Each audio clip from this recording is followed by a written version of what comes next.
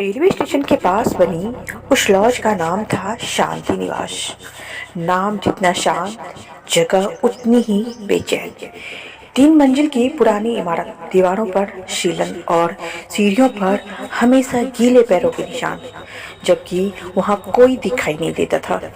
लोग कहते थे रात को यहाँ मत रुकना, लेकिन लोग हर जगह यही कहते थे और रवि को चेतावनी से एलर्जी थी। रवि सेल्स की नौकरी करता था। हर हफ्ते नया शहर, नई लॉज और नया कमरा। उस रात स्टेशन के पास सारे होटल भरे हुए थे, पर शांति निवास में एक कमरा खाली था।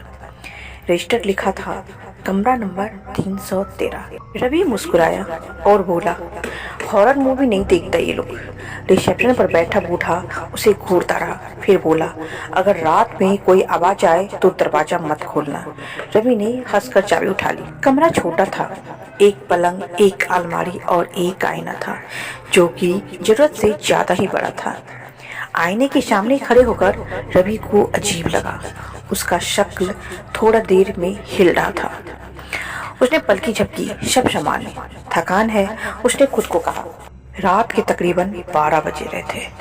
ठक ठक की आवाज आई, जैसे कोई उंगली से दरवाजा खटखटा रहा हो। रवि ने घड़ी देखी, 12:07 हो रहे थे। फिर आवाज आई, दरवाजा खोलिए। आवाज औरत की थी, धीमी और थकी हुई। रवि को रिसेप्शन वाले की बात याद आ गई। उसने जवाब नहीं दिया। कुछ सेकंड बाद खटखटाहट रुक गई, लेकिन तभी आईने से आवाज आई। आईना के अंदर कोई तो था नहीं, आईने में कोई खड़ा था। एक औरत, सफेद साड़ी, बाल चेहरे पर बिखरे हुए आईना में थी, लेकिन कमरे में नहीं। रवि पलटा, कमरा खाली, और फिर आईने की तरफ देखा। औरत ने मुस्कुराकर कहा, अब तुम भी यहीं रहोगे। रवि पीछे हट गया। उसका पैर किसी ठंडी चीज से टकराया। फर्श गीला था, पानी नहीं, खून। आईने से हाथ बाहर निकला, लंबी उंगलियां हड्डियों जैसी ठंडी। रवि चीखा और भागकर बाथरूम में बंद हो गया। अंदर अंधेरा था, लेकिन दीवार पर कुछ लिखा हुआ था, नाखूनों से खुरचकर। जो आईने में दिखे वे असली नहीं होता। बाहर से आवाजें आने लगी, कई आवाजें।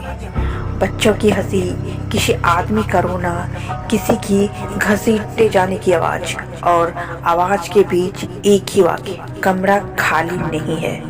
सुबह हुई। रवि जिंदा था, लेकिन उसकी आंखों के नीचे गहरे काले घेरे थे। वह रिसेप्शन पर पहुंचा। बूढ़ा आदमी वहीं बैठा था। कमरा नंबर 313 में क्या है?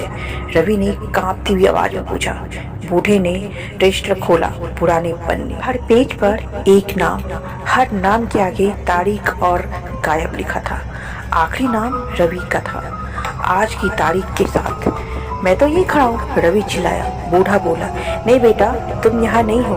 और उसने आईना सामने कर दिया। आईने में रवि नहीं था, उसकी जगह वो औरत खड़ी थी, वो भी मुस्कुराती हुई। रवि पीछे हटा, लेकिन उसका शरीर भारी होता गया। आईने से आवाज आई, हर कमरे में एक आईना चाहिए। आईने ने हाथ बढ़ा और रवि को खींच लिया। कमरा 313 फिर शांत हो गया। आज भी शांति निवास चलता है। कमरा 313 कभी बंद नहीं होता। अगर आप वहाँ रुके तो एक बात याद रखना, आईने में आप खुद को ना देखें तो समझ जाइए आप पहले ही देर कर चुके हैं। शहर में आपको सस्ता लॉज मिले और कमरे में बड़ा आईना हो तो ध्यान देना। अगर आईना पहले मुस्कुराए तो समझ लेना आप मेहमान नहीं हो। सो हे डियर, आपको ये कहानी कैसी लगी प्लीज़ हमें कमेंट्स में बताएं, और हमारे वीडियो को लाइक और सब्सक्राइब करना ना भूलें कि हमें आपकी सपोर्ट की ज़रूरत है। प्लीज़ हमें सब्सक्राइब करें, और हाँ, जितना हो सके हमारे वीडियो को शेयर